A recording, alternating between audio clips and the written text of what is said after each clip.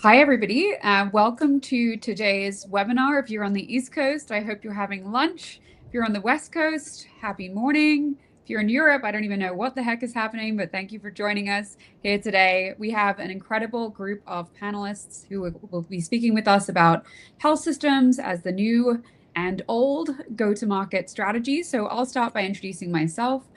Christina Farr, sometimes go by Chrissy from Second Opinion Media, and a GP at Scrub Capital. And then I'm going to toss it over to Rima, who's going to say hello, followed by Evie and Tom.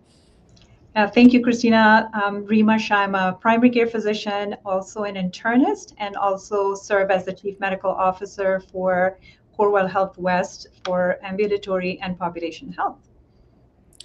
Hi, I'm Evie Cunningham. I'm the Chief Medical Officer of Cadence, a remote care delivery tech-enabled services company.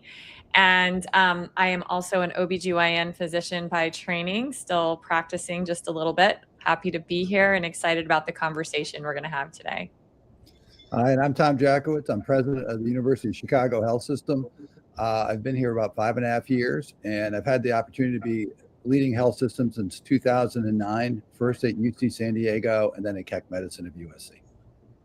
Just a quick reminder that today's webcast is totally interactive. So if you do have a question, please drop it on the LinkedIn comments. We will be monitoring throughout. And as we get to the second half of our discussion today, I'm going to be pulling out some of these questions and asking them live. So we would love to hear from you if you have a question. So I'm going to start things off just by framing what I view as the relationship between the startup world and health systems over the past, let's call it 15 years since I've been involved in the industry.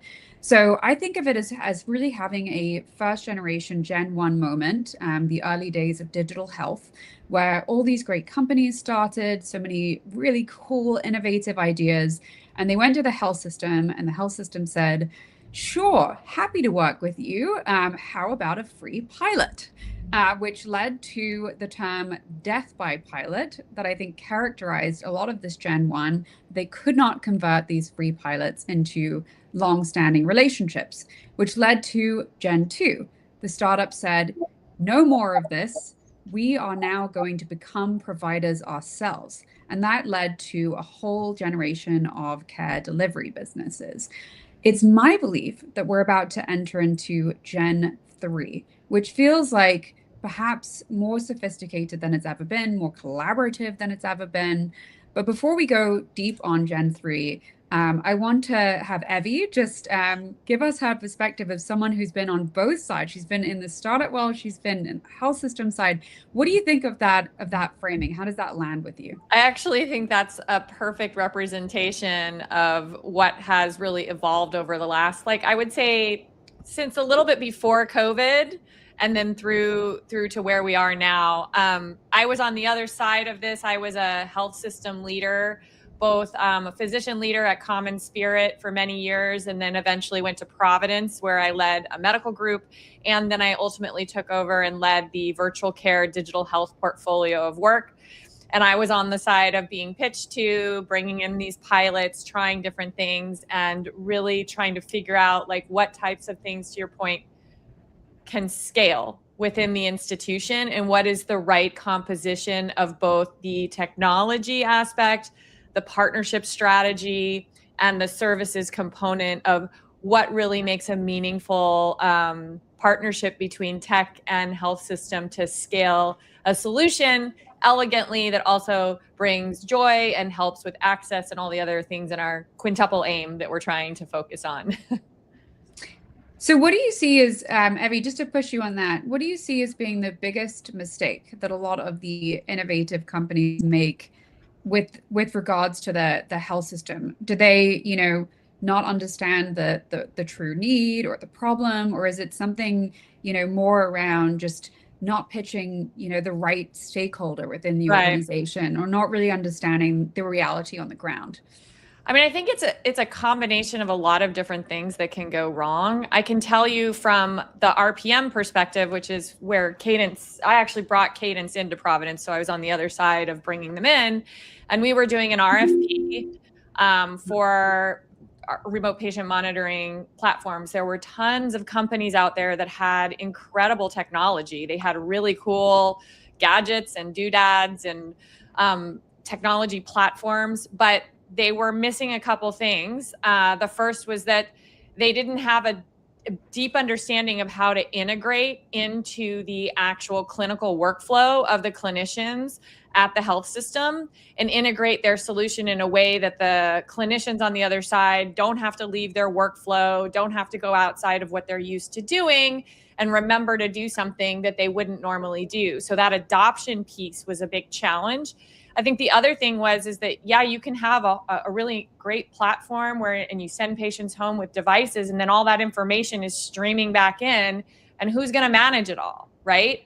Who's going to take care of the alerts as they're coming in, titrate medications as they get signals when you're already overwhelmed, your inbox is overstuffed as a clinician on the front line. And so we had great ideas, but execution was a huge problem because we had a workforce issue and we had an integration issue. And then the last piece is how do you actually make it pencil financially? The last thing I wanted to do was have to go to the capital approval board to try to get capital to be able to stand up a pilot project that may or may not work because, those opportunities are very limited and sparse.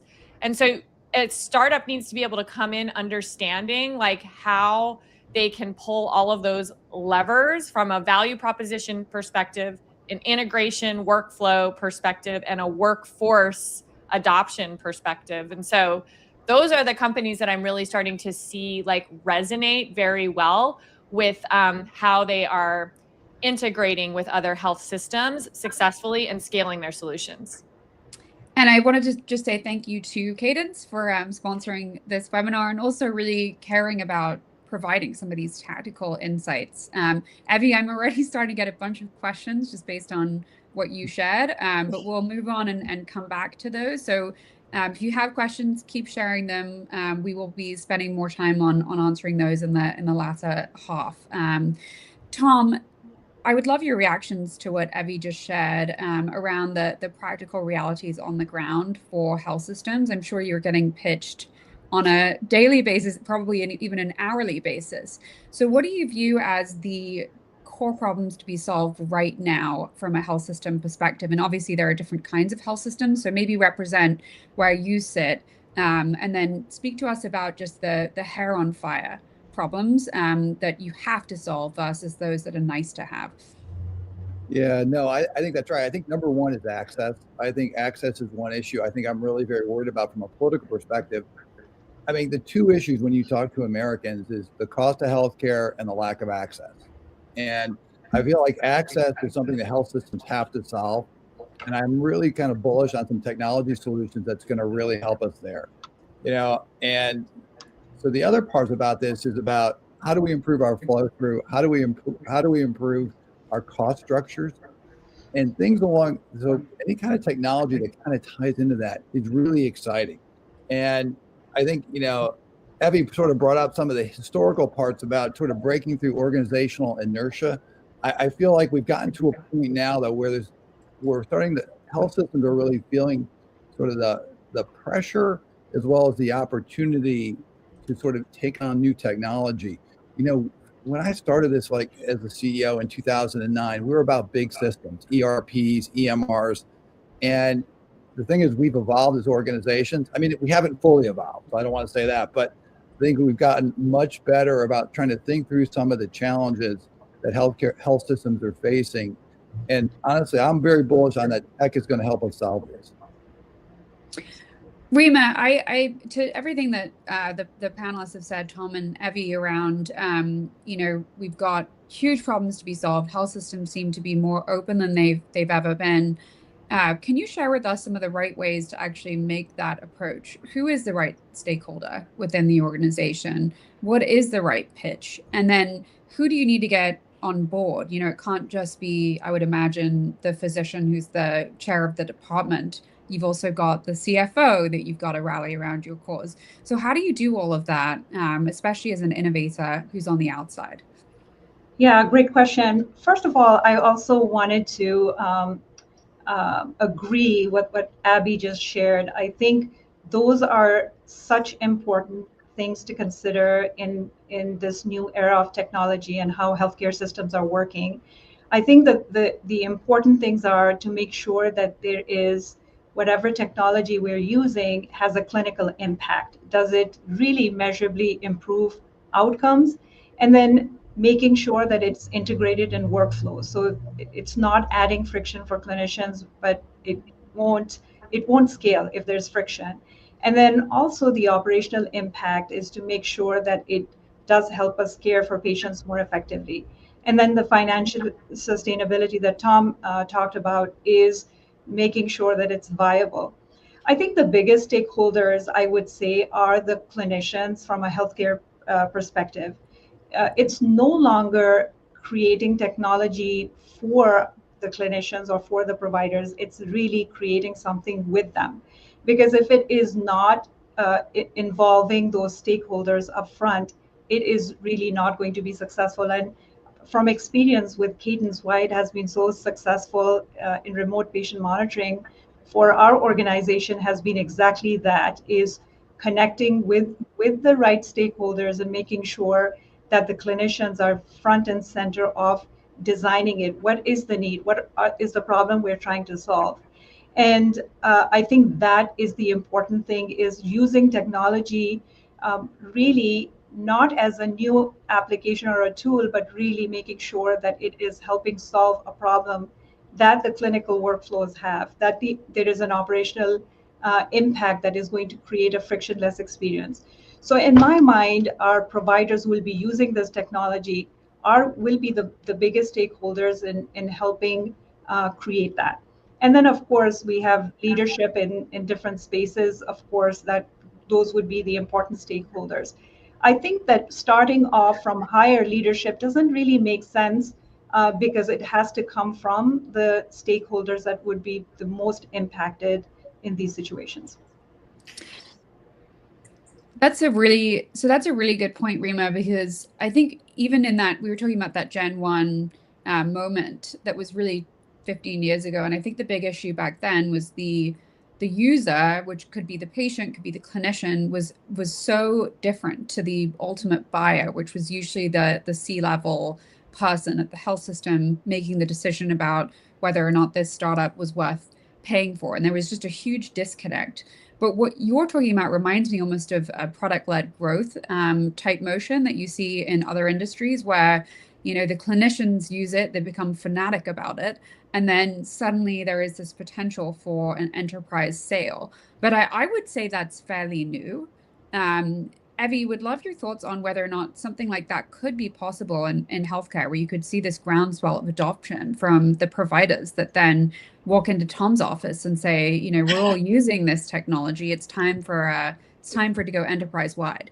Oh, it's like the shadow AI challenge that every CMIO in every health system has today, because all of the doctors are using open evidence on their phones. But no, I mean, I think that to your point, that's actually kind of a new phenomenon that we're starting to see. And I think there's also a realization within the industry that you're not going to get something to scale without clinician buy-in. And I think that historically the thought was like, oh, we'll have these, folks sitting at the C-suite level making deals with different digital health companies, and then we'll just push it down into the clinical space. And what they found was a lot of rejection when they tried to do it that way. So to Dr. Shah's point, yes, I think the mindset is flipping a little bit. I will say this, having been on both sides of this and having looked at startups that are very early stage all the way to like getting ready to IPO, and evaluating all of those different solutions at all their different stages and phases of growth and development. I think depending on how big of a startup you are, where you are, and what your phase is, and what it is that you're trying to solve, your stakeholder engagement strategy might vary a little bit, depending on like what problem it is that you're trying to solve.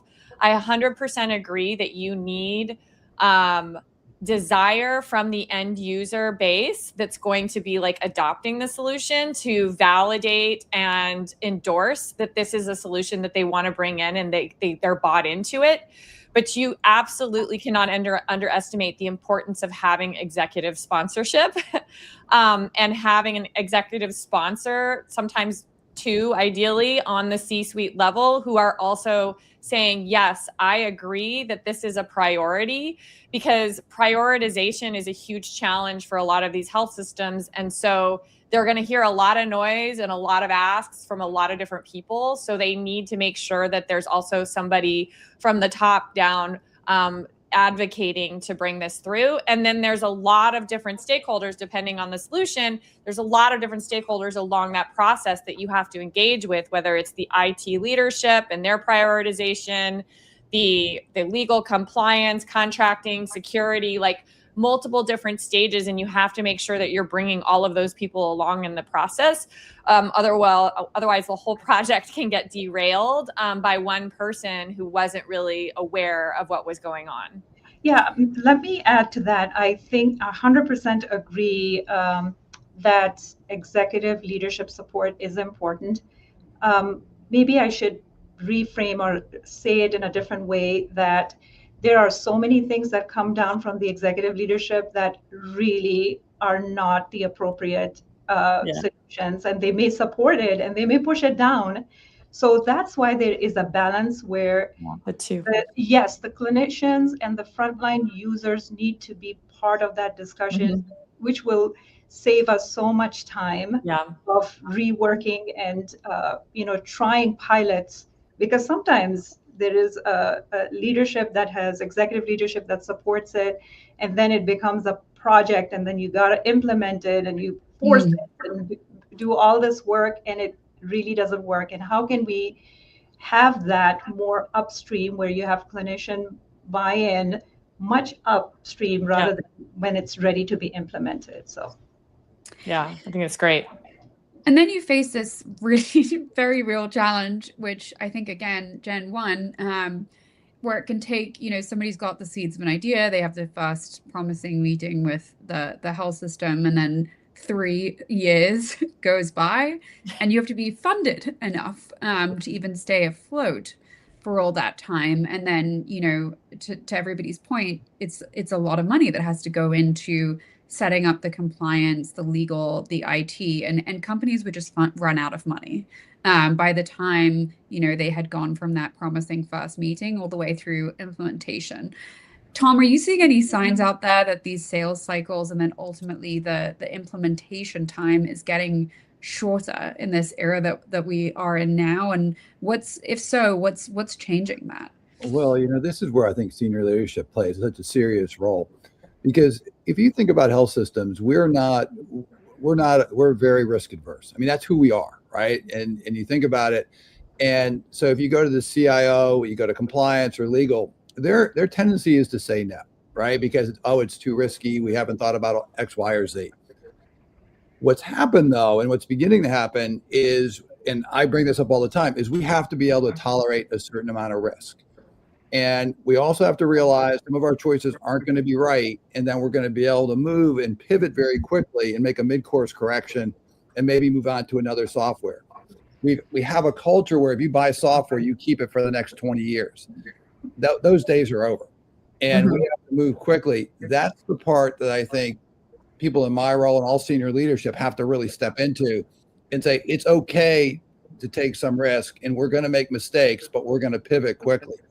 And that's the cultural change I think we're in the middle of. I mean, we're not perfect, but we're sort of moving in the right direction.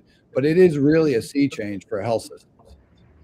And to that point, I would love to ask a question. This is the first one that I'm pulling out from the comments, and many more to come. This is from John Joshua. It's for the whole group. He wants to know if the right strategy is the rise of the health system CVCs, the startup studios, partnerships with venture organizations. Does that create friction for startups in selling to health system customers? Or is it a very good thing? What do you all think? Tom, maybe jump in first, and then we'll go to Evie. First, yeah, no, I think it's actually a good thing. I think we need to have multiple points where we kind of interface with companies in venture capital and in other parts of the ecosystem.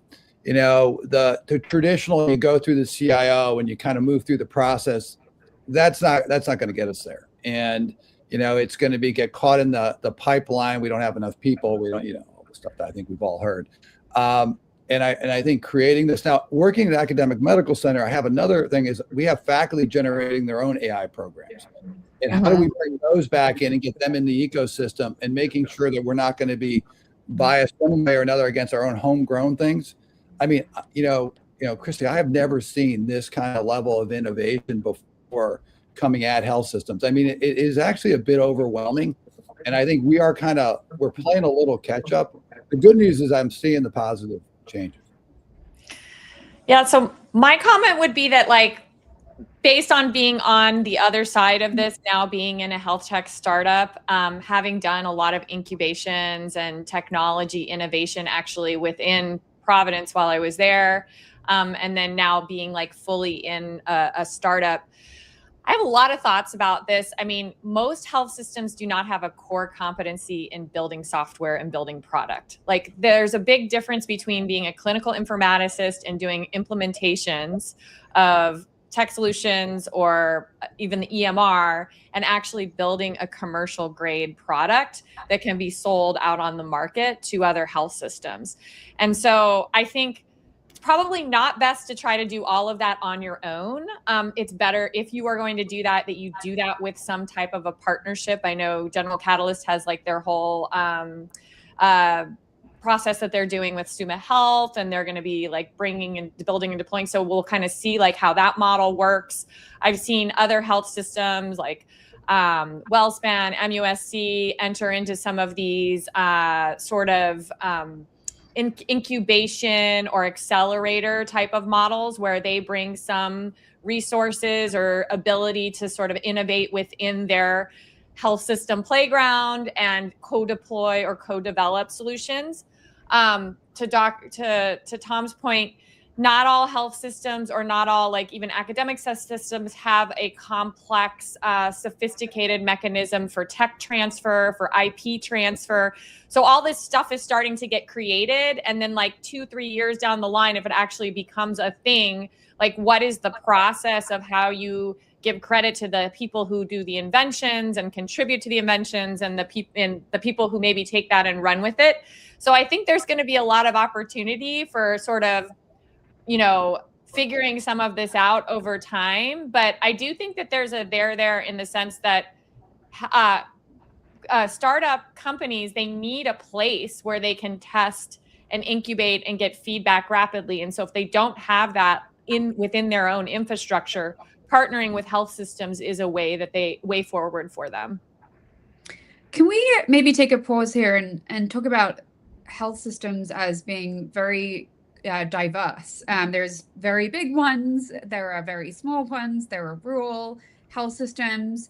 You see, health systems like Intermountain develop massive AI budgets. Tom, you and I have spoken about the investment that you're making currently in AI, which involves kind of both budgets, resources, new people needing to come on board. And then you've got health systems that are extremely strapped for every penny, some falling into the red. And for them, it's a very different process and potential sale for any startup innovator. But the need is potentially even greater at some of these health systems. So Rima, we'd love to start with you, but educate us a little bit on what you're seeing in terms of types of health systems. And if you are an innovator, should you just go for the big ones with the biggest budgets? Do you go with kind of more some of the innovative tech-friendly AMCs? Do you go with some of the smaller ones that desperately need you and really lack the resources? What do you think? Well, it really depends, right?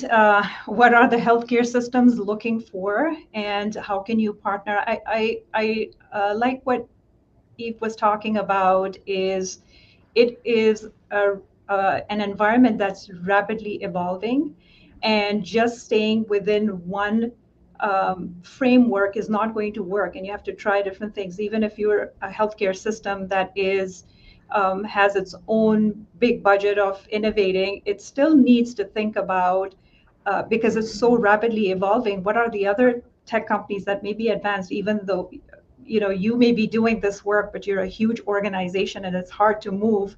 But there are things that are evolving and rapidly changing.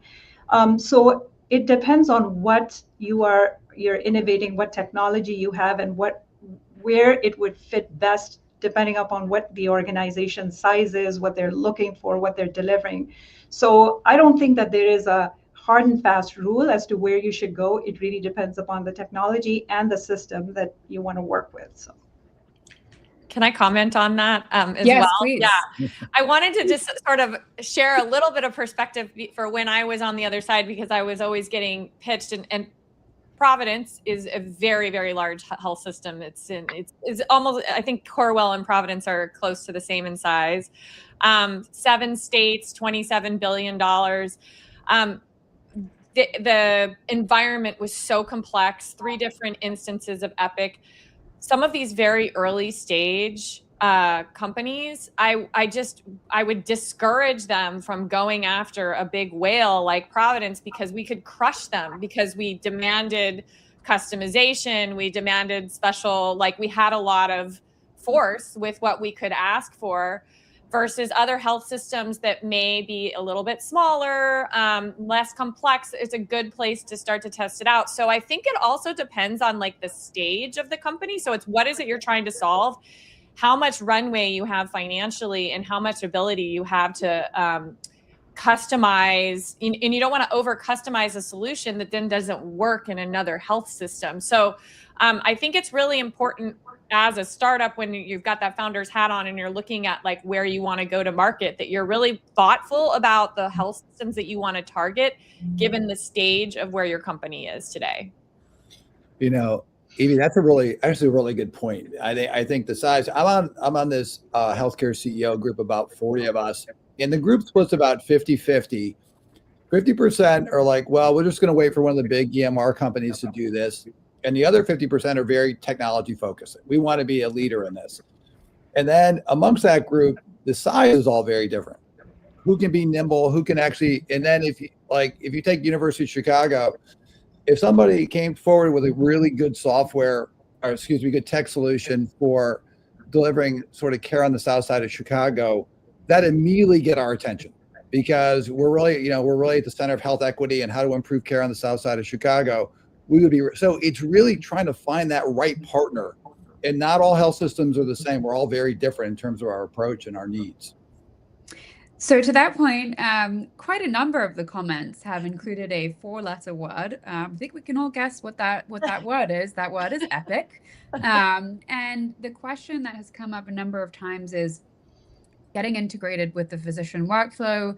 In so many cases now, that involves that relationship with Epic. But for a startup, you're not always chosen to be, partner with Epic. Some startups are favored, and we've seen that with the ambient scribing and documentation space. So, any practical advice for overcoming this hurdle of needing that Epic integration, especially if Epic is less open to partnering with some over others?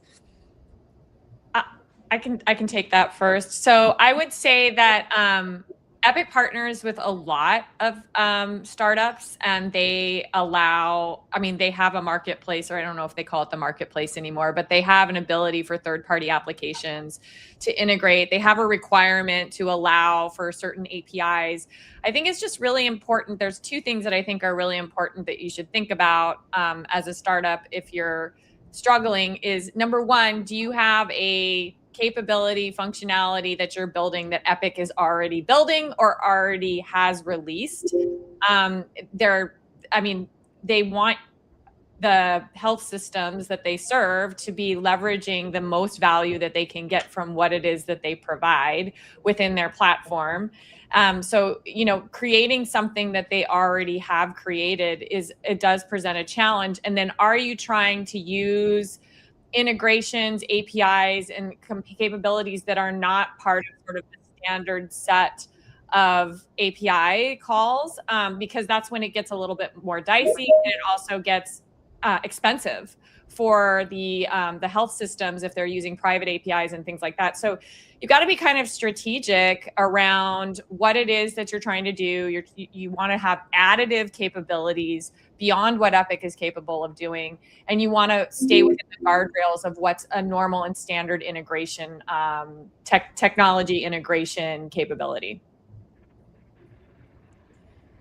Yeah, the only thing I'll add to that is that, if Epic has on their roadmap, most health systems are probably going to say, okay, we're going to wait for Epic, right? And we're not going to duplicate that. So I think going back to Evie's point about, looking at how you can add capabilities to Epic and things that Epic may not be focused on right away is a really good place to be. So many comments about Epic popping up in the private chat. Thanks everyone for those. I'm going to read out a comment that I think is really important that's come through on the chat from Dr. Mondana. What strikes me is that health systems aren't struggling with innovation, they're struggling with integration. The research is fragmented across performance, ethics, and implementation science, but hospitals need an operational gateway framework that integrates all three, in addition to structured checkpoints before and after a deployment. I would love reactions to that comment from the panel.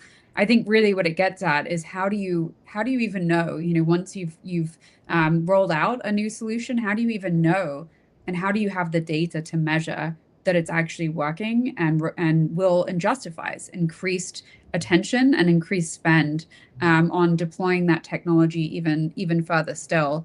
I know the group has comments and thoughts, so I'm going to pass it over to Rima and then we'll open it up. I think I'm going to pass it over to Eve and then maybe add it to it. Yeah. Okay. So I would say that clinical integration, especially if you have a tech-enabled services play where you're actually going to be partnering with your clinical workforce, with your tech-enabled service, and a health system. Clinical integration is so important and so critical for building trust.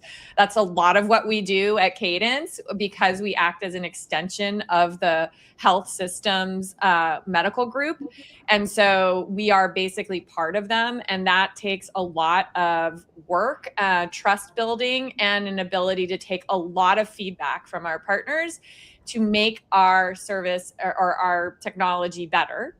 The second piece is the technology integration component. And the technology integration component, I think, if you are end user obsessed in the sense that, and I'm an end user obsessed person, so that's the way I kind of approach these things. If I study the clinician, I study the workflow, I study what the patient wants or needs, and you take that feedback and iterate on the workflow and the technology to really make it delightful for the people who are using your product, I think that's really where you're going to get the adoption, the buy-in, and the deeper buy-in for more integration. Because a lot of times we're working with our partners, we're developing an implementation plan. We have a whole process that we go through to map all of that out. And then sometimes it's oh, we want to even go deeper, or we want to add these things. And so being able to come back to the table and continue to reinvest in that integration, I think that's always a really great signal for both partners involved in the deployment of the solution, because it demonstrates continued commitment to really make this work.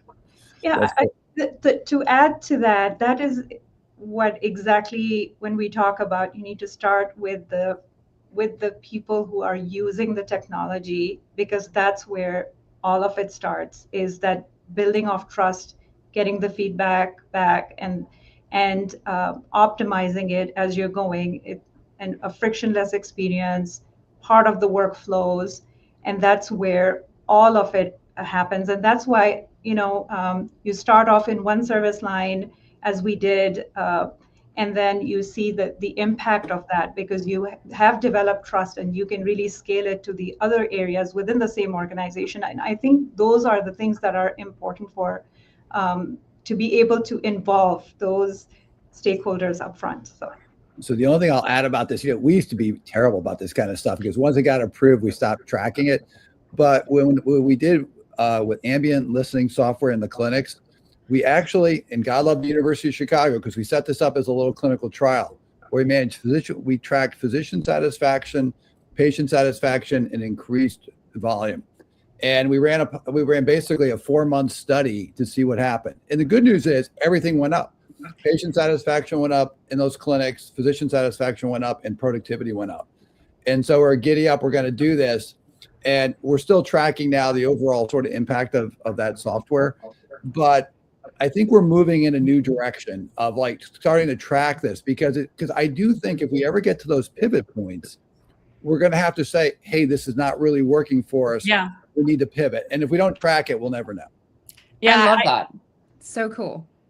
Go ahead, Abby. Yeah, I was just going to comment, and I guess I didn't comment this on the last, but you have to have a robust analytics strategy with like mutually agreed upon KPIs between the two entities of what you're going to measure, and you have to deliver and execute, or you have to be able to pivot to meet what those expectations are.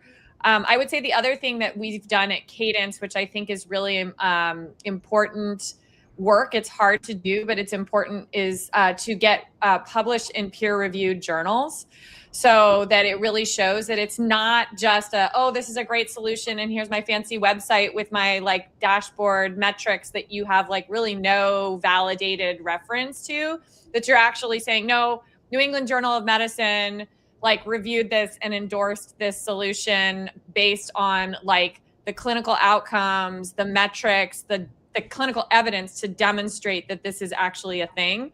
And I mean, you don't have to have countless papers, but to get to have some rigor around that, I think is a way to get health systems to buy in a little bit more to what it is that you're doing.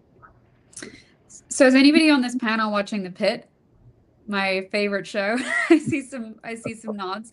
So this relates to one of the comments that just came in from Dakota Rowe around how do we really get both the staff, who may be the nurses, the clinicians, as well as the patients on board with some of these new technologies, even though they may be ticking all the right boxes. And it reminded me of The Pit, which it's now, like, I would say is my favorite show. I'm obsessed. But I love that they show this example of ambient scribing technology as it's being rolled out in an emergency department.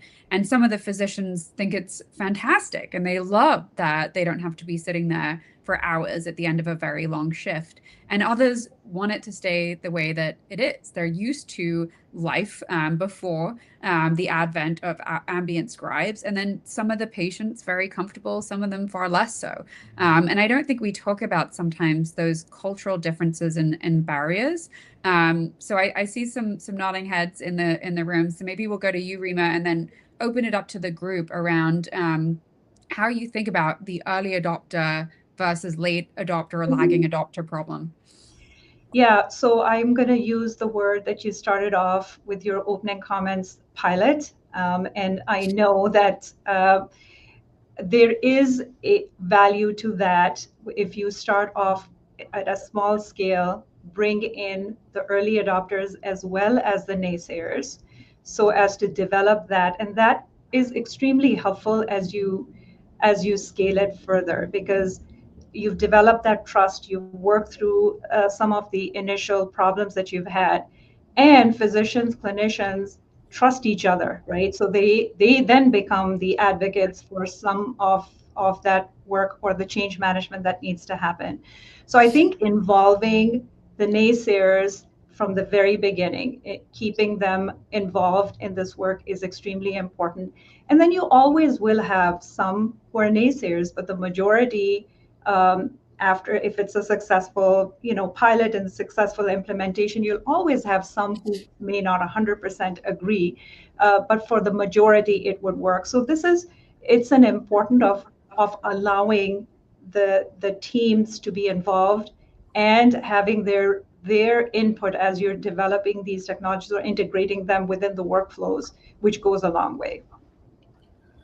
Yeah, a few months ago, my executive committee asked me, what do I lose sleep over at night? And I said, change management and change management at pace.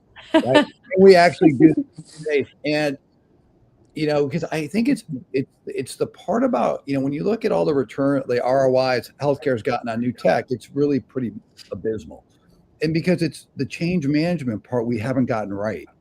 So, we're really looking at our team about where do we really need to bring in outside help to really help us get the process changes that can really maximize the technology. Right. And I think one of the biggest struggles I think every organization is going to have is, can you change your processes fast enough to keep up with tech? And I think that's an open question right now. Yeah, I would tack on that, like, probably one of the most challenging parts of deployment of a solution is implementation and the implementation science behind it and all the pieces that have to happen within that implementation, including the change management aspect. That's why you see a lot of these health tech companies actually have like boots on the ground clinicians or clinical support folks, just like Epic does, or the EMRs do when they deploy and implement, where they provide elbow support. They come by, they explain things to the providers in the 2-3 minutes that they have with them to get them to sort of understand what it is that we're trying to do. And change management is, there's a art to it. I would say that when I was in my role leading the virtual care digital health programs at Providence, which was telehealth, remote patient monitoring, clinical decision support, new incubations of platforms that we were bringing in, it was a constant exercise in change management to try to get these things to launch. And if you don't provide that level of support, you are going to get the doctors who are like early adopters. They heart everything, everything innovation. They'll try anything, but you're not going to get the ones that are more reticent or want to be proven to them that they should do this, or they are following their peers and waiting to see what their reaction is before they're going to come on board. And that's about 80% of the physician population. I think you can get them on board to something. Then there's that 20% that's like, hell no. And so, I mean, you got to go after the 80%. But there is something to say about change management happening at pace, is making sure that you're listening and are also very timely in your response and your reaction to what is being brought up. I think the change management slows down if the end user is giving feedback, but we are not reacting to it in a timely way. And that's when you lose them, if you're not timely, if you're not listening, and if you're not listening, but really actually making a change based upon what feedback is being provided. I think that is so important that we don't pay much attention to it. That helps with change management significantly. So just shifting a little bit, because we haven't talked very much about the trend of consumerization, which again is part of this Gen 1, Gen 2, Gen 3 framework that we discussed, that I think we thought 15 years ago that this consumerization trend would really fundamentally shift health systems and specifically the patient experience, create lots of cool companies offering a new front door for healthcare. But things haven't really changed all that much. And then, we've now seen this explosion of consumer-focused companies that take cash, don't even really operate within our system of insurance, really sit outside of the system. Yeah. Do you all, just thinking about the future, do you see an opportunity to start to integrate now what I see is, I call it the tale of two health systems, this new consumer-facing system that's been developed with what health systems are trying to do that much more incorporates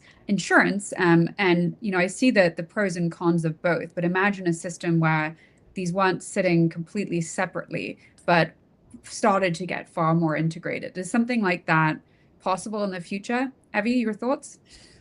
Yeah, I have a lot of thoughts about this. So what you're describing is the fragmentation, and like, unfortunately, like what's happened with all of these consumer facing companies is that they fragment off a small piece of the care. So for me, an OBGYN, okay, maybe like menopause gets fragmented off, or some birth control prescribing, or maybe like, and those things I'm okay with. I think it's appropriate to have better access for those types of things. But the problem is, then as a clinician, sometimes you're on the receiving end of when that patient needs to escalate into your system because they have a problem, and you have no context because you don't have any records. You only have what the patient has told you. And so I would say there's lots of little examples of this that we've seen across the ecosystem. And it's actually kind of a frustrating experience, I think, for a lot of the clinicians who are living in that brick and mortar. So the idea of being able to find a way to integrate or streamline those journeys for the patients, I think is really good. I think the problem is, and this is what we do at Cadence, is we do integrate. So we provide a service outside of the hospital and the health system, remote care delivery as an extension of the health system, and we deeply integrate in, so that it's a very streamlined process. It's a lot of work. It's really, really hard work to do. It's the right way to do it. But you have to have, as a company, also the right mindset and the right willingness to really go through the process of creating those integration pathways across health systems. And you've got to have patience, and you have to have a willingness to be a good partner. And so the ask would be for these other companies that are out there that are doing some of this, if they really want that connection, they've got to find a way to really integrate well with the health systems so that the patients move seamlessly throughout the two entities. Yeah, I think we will have to move in that direction. It's specifically if you're looking at, say, behavioral health, right? The need is exponential, and we don't have enough resources. So how do you integrate some of those standalone companies or that are providing that care?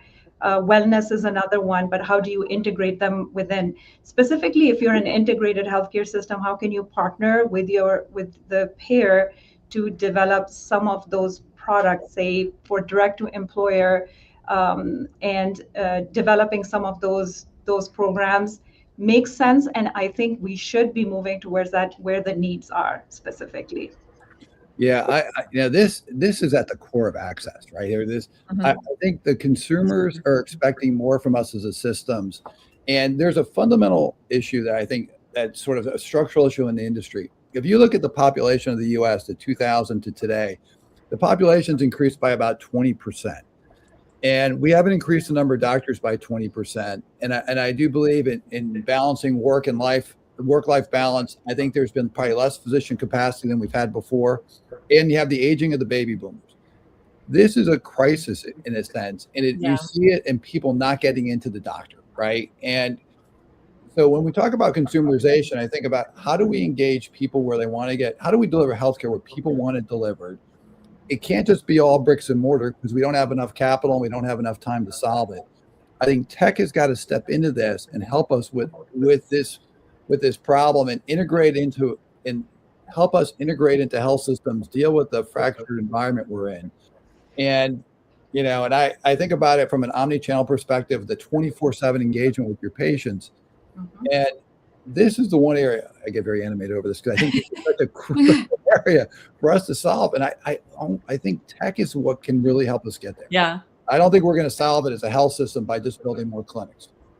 So there was a huge study out this week. It was everywhere, including in my own newsletter. I covered it. And it was the first to really explore ChatGPT Health, which just came out in January. So, it's now early March. So the study was fast tracked, and it looked at how ChatGPT Health was triaging patients and how safe it was and the recommendations. And I think overall, ChatGPT didn't do a terrible job, but there was certainly some room for improvement, especially in really extreme examples. One of them was suicidal ideation, where ChatGPT was minimizing that when, speaking with a hypothetical patient in a scenario. So that study got a lot of debate because one of the issues was the lack of a control group. So instead of comparing this to reality today, which is that most patients lack access to any care whatsoever, the study had a panel of experts determine the ideal scenario and how that patient should be triaged. And then ChatGPT was compared to that.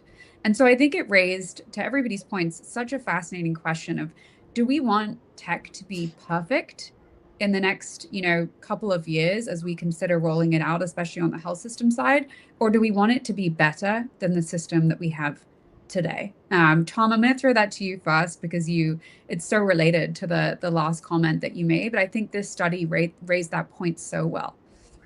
Yeah, no, I think it's one where we've really got to be sort of, if you will, sort of leaders in this and working with tech to sort of, help us sort of solve the problems in healthcare today. And I think it's one where as a health system, I really do believe that we're sort of at an inflection point that if we don't embrace the changes in sort of the consumer demands, I think we're all going to struggle over the next decade. And I do worry that the political environment will get more difficult for health systems if we don't help solve this.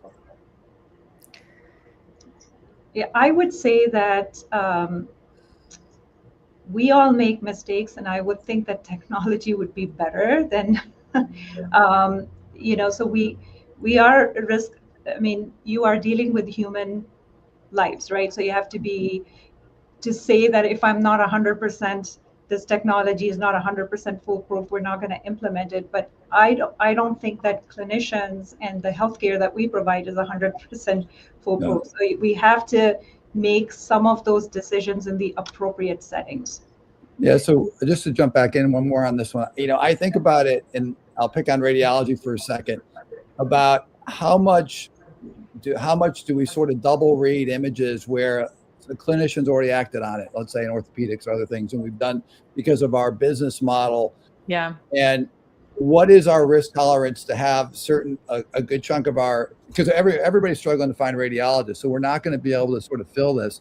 And I think the answer is we're going to have to realize this technology is going to get really good, and we're going to have to sort of embrace the fact that we're not going to be able to deliver care 100% read by humans all the time because there isn't going to be enough doctors to do it. And I think we've got to just sort of embrace the technology here and realize, and Rima, your point is, it's not like we're 100% right today. Yeah, I think the challenge that I struggle with about this, because I think about this a lot as well, is number one, a lot of the questions that we would get, for example, if we're going to deploy something that's going to make decisions, is like, who's liable ultimately if we're going to allow this to in an autonomous way make a decision or support a decision that's going to be made. And if it's not the clinician, then who is, responsible for it if it's a clinical decision? And then, the other thing that we have to think about is we have Waymo, for example, that drives around and autonomously can drive people around. And we have humans who drive around. A human runs over a cat.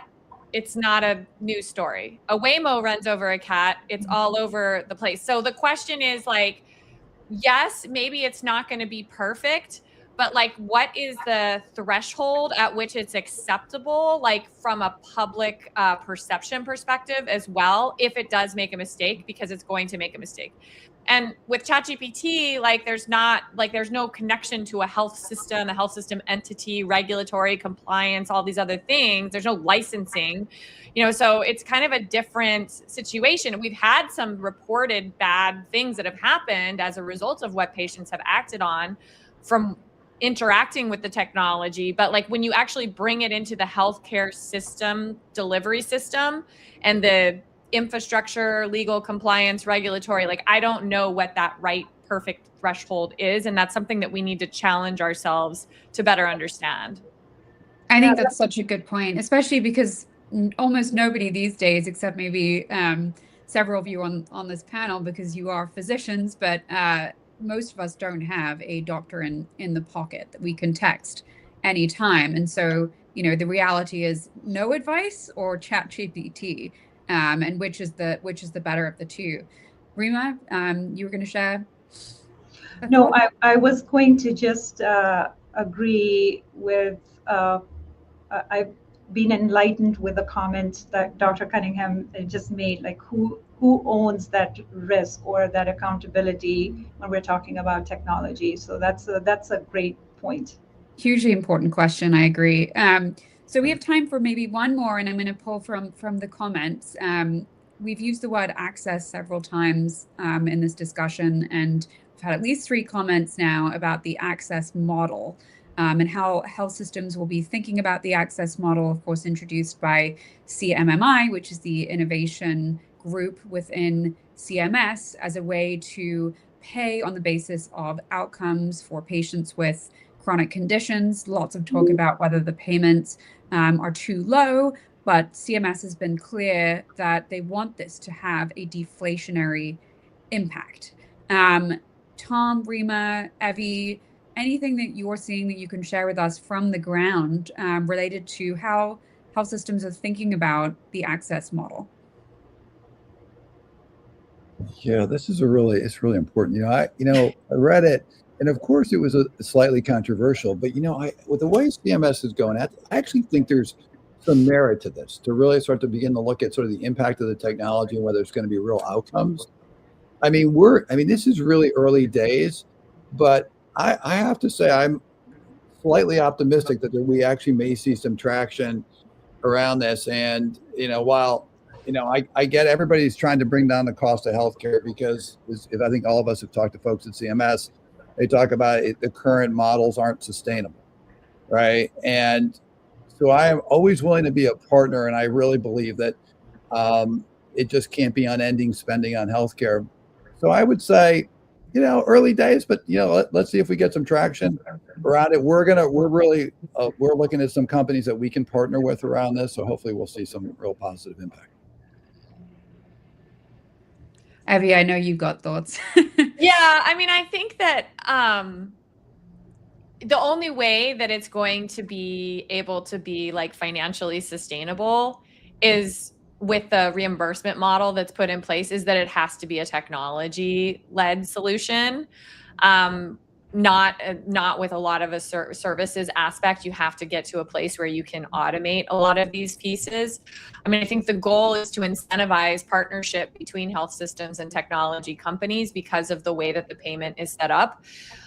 We believe that we are well situated as a company to really start to innovate in this space. So we do have some strategy. We've seen interest from some of the health systems, and some health systems sort of saying, hey, I'm going to kind of see how things play out and then observe, and then we'll figure out. So it's going to be kind of like the way it works with change management with the doctors. Like there's going to be these early adopters, or health systems that are willing to kind of give it a whirl and give it a try. And I think we'll learn a lot from that process.